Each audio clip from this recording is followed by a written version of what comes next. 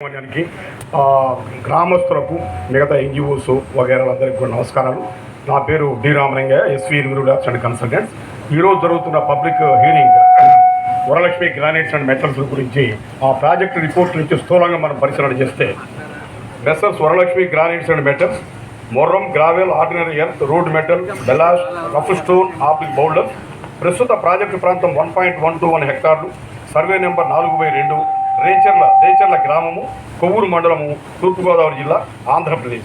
దీని పరిచయంలోకి వస్తే, Messrs Varalakshmi granites and metals proprietor Kantipudi Varalakshmi 1.121 హెక్టార్ల విస్తీర్ణంలో మొర్రము, gravel, ordinary earth, road metal, బెల్లాష్, rough stone, పౌడర్లు త్రవ్వకం కొరకు సర్వే నెంబర్ 4/2, రేచర్ల గ్రామము, కొవ్వూరు మండలం, తూర్పుగోదావరి జిల్లా, ఆంధ్రప్రదేశ్లో క్వారీ లీజుకు దరఖాస్తు చేసుకున్నారు. Assistant director of mines and geology Eluru వారు మెసర్స్ వరలక్ష్మి గ్రానైట్ అండ్ మెటల్స్కు అనుకూలంగా క్వారీ లీజు మంజూరు కోసం ప్రతిపాదనను సమర్పించినారు.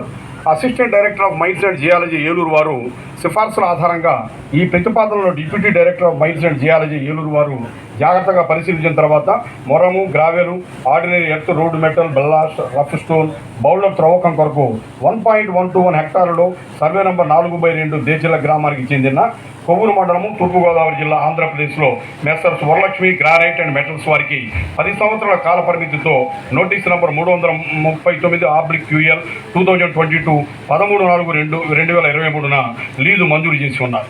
మైనింగ్ ప్రణాళికను deputy director of mines and geology Eluru ద్వారా లేఖ నంబర్ 3391/QL 2022 14/6/2023న ఆమోదించినారు. State environmental impact assessment authority వారు, ఆంధ్రప్రదేశ్ వారు TOR ఆర్డర్ నెంబర్ జారీ చేయడం జరిగింది. ఈ ప్రామాణిక నిర్దిష్ట సూచనలు, నిబంధనలు ప్రకారం పర్యావరణ ప్రభావ అంచనా ప్రతులను EIA నోటిఫికేషన్ 2006 నియమాల ప్రకారం తయారు చేయబడింది. ఈ అధ్యయనం ప్రాజెక్టు ప్రాంతం చుట్టూ ఉన్న 10 కిలోమీటర్ల వ్యాసార్థ పరిధిలో చేయబడినది. బేస్ లైన్ మానిటరింగ్ నవంబర్ 2023 నుంచి జనవరి 2024 వరకు చేయడం జరిగింది. ఉత్పత్తి వివరాల్లోకి వచ్చేమాటైతే, తదుపరి 5 సంవత్సరాల పథకం వ్యవధిలో మొర్రము, గ్రావెలు, ఆర్డినరీ ఎర్త్ ఉత్పత్తిని సంవత్సరానికి 13,500 క్యూబిక్ మీటర్లు మరియు road metal, ballast, rough stone, boulders ఉత్పత్తిని సంవత్సరానికి 31,500 క్యూబిక్ మీటర్లు సేకరించాలని సంస్థ భావిస్తున్నది. మైనింగ్ ప్రక్రియ బెంచ్లను ఏర్పాటు చేయడం కొరకు వెట్ జాకెట్ డ్రిల్లింగు, నియంత్రిత బ్లాస్టింగు, కంట్రోల్డ్ బ్లాస్టింగు, ఎక్స్కావేటర్లతో త్రవ్వకము మరియు నేరుగా టిప్పర్లు, ట్రాక్టర్లకు లోడ్ చేయడం ద్వారా సెమీ మెకనైజ్డ్ ఓపెన్ కాస్ట్ పద్ధతిలో ప్రతిపాదిత క్వారీని చేపట్టాలని ప్రణాళిక చేయబడింది. నియంత్రిత బ్లాస్టింగ్ టెక్నిక్లు అమలు చేయబడతాయి మరియు రోడ్డు మెటల్ను తవ్వటం కోసము లైసెన్స్ పొందిన సీనియర్ బ్లాస్టర్స్ ద్వారా చేయబడుతుంది. కాబట్టి రోడ్డు మెటల్ తవ్వకానికి బ్లాస్టింగ్ తప్పనిసరి.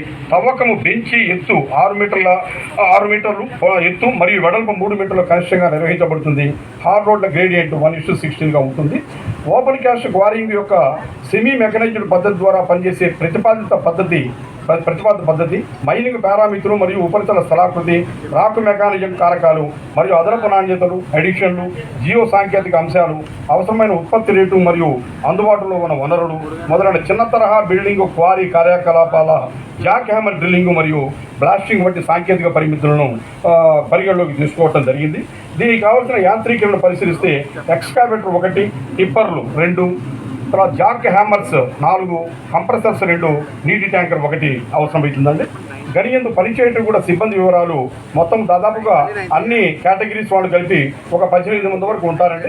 గనుల మేనేజర్ అయితేమి, గనుల సూపర్వైజరు, లైసెన్స్ బ్లాస్టరు, ఎక్స్కావేటర్ ఆపరేటర్లు, టిప్పర్ ఆపరేటర్లు, కంప్రెసర్ ఆపరేటర్లు, డ్రైవర్